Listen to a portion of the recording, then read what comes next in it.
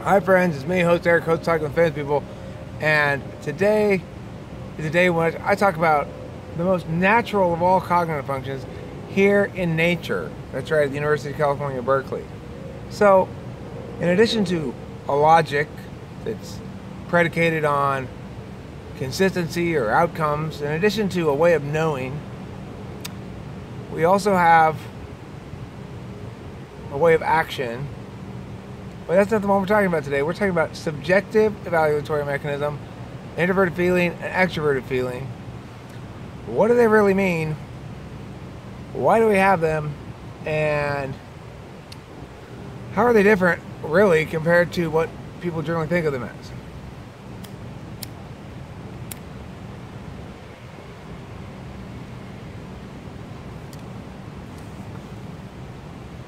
So the first thing to note is that there's a very common mistake which suggests that introverted feelings is about relationships, whereas extroverted feelings is about harmony, group harmony. No, it doesn't work that way at all. What am I basing this on? Eric's opinion. And what makes the most sense? It's as simple as this. Introverted feeling is me valuing others. Extroverted feeling is others valuing me. We have indications that are visible to third parties regardless. So if I value something a great deal, I might light up when that person shows up. I might get sad when they go away. Those are things that indicate to me that I really value that person. If, on the other hand, I'm hoping that person values me, I might display the same things if that person's there to see them, right? I might habituate those displays. Why? Because I'm trying to impact the other person's perceptions of me because I care about whether they value me. That's my primary concern. I'm not so concerned about whether I value them. If I'm extroverted feeling in the conscious half of the stack or the valued half of the stack, or whatever you want to call it.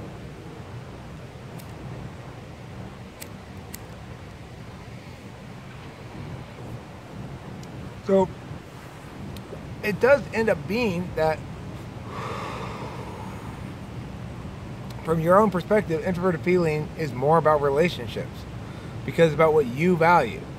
But that doesn't mean that extroverted feeling is not also about relationships. It's about whether the other person values you and whether you find that directly or indirectly pleasing. An introverted feeler finds that indirectly pleasing, the valuing of the other, of them. Because it's confirmation that the thing they value is secure. But there's a subject-object distinction here with introverted feeling that doesn't seem to. There's the mirror of it with extroverted feeling. What I mean is that introverted feelers tend to view the other individual in a relationship as the object in the relationship and themselves as the subject in the relationship. Extroverted feelers tend to view the other as the object and themselves as the subject as well, but it's in a different fashion. In other words, the sentence that I ascribe most of all to extroverted feelers is, I'm not fussy. So that's what I mean by subject-object. The introverted feeler in a relationship between an extroverted feeler and an introverted feeler is the subject of concern. Okay? It's the subject of problems. Because the extroverted feeler is saying, well, let's just, as long as we're both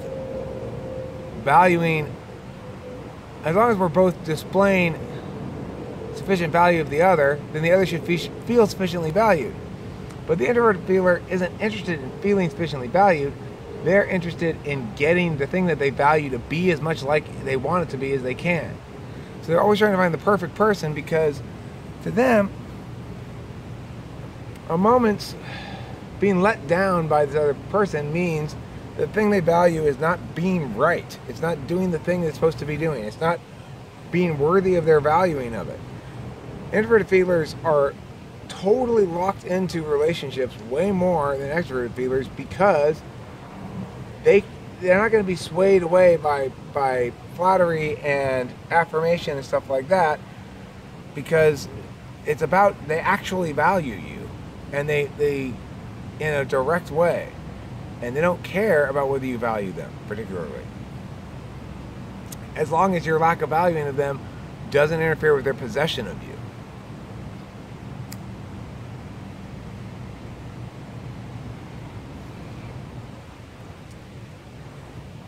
Now, obviously, every individual type is mitigated by their other functions than their dominant one, which inform the whole thing necessarily. So it's not fair to say that inverted feelers are like Gollum all the time. You know, it's just that they're operating with that subjective evaluatory metric. And it's important to note that FI and FE are both subjective evaluatory metrics, which means you cannot pin it down even relatively. Whereas you may not be able to pin down anything, be it logics or emotions or any of things like that.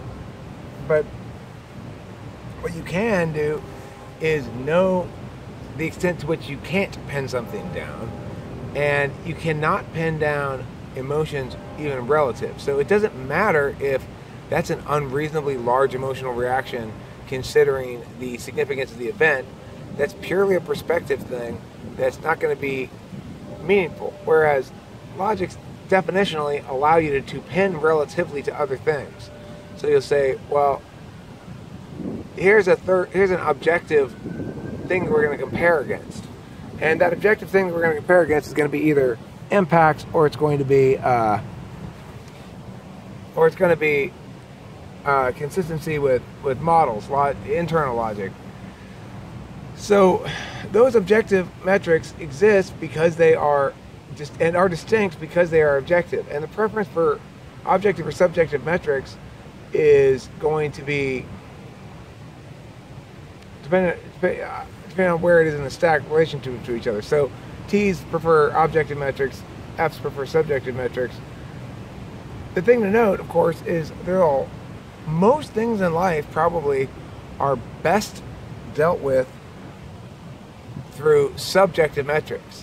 The only things that aren't well dealt with through subjective metrics are public things. In other words, things involving a large number of people. In that case, you have to be able to communicate static meanings, more or less.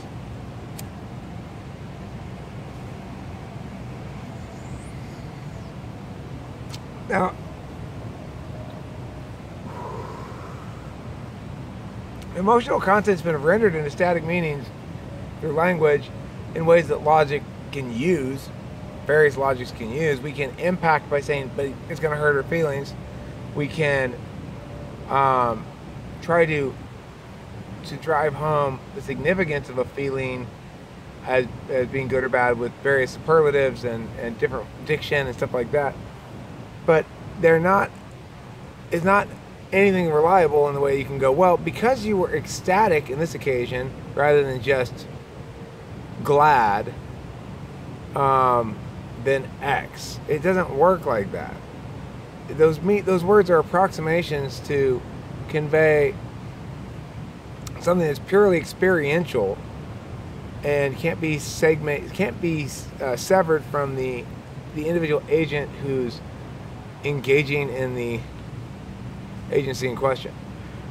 So that's my thing about extroverted feeling and introverted feeling for this morning. Just remember, it's a very simple distinction that starts underlying everything else. It's not about harmony. It's not about relationships. They're not different from any other way except this. FE, I care about whether you value me. FI, I care about whether I value you. That's simple. Thanks for watching Talk with Faith, people, and don't forget to eat plenty of cheese, because it's the only thing on the planet that will help you to grow up big and strong. A lot of things will help you grow big, some other things will help you go strong, but this is the only one thing that will help you grow up big and strong, is cheese. Nature, nature, enjoy this nature.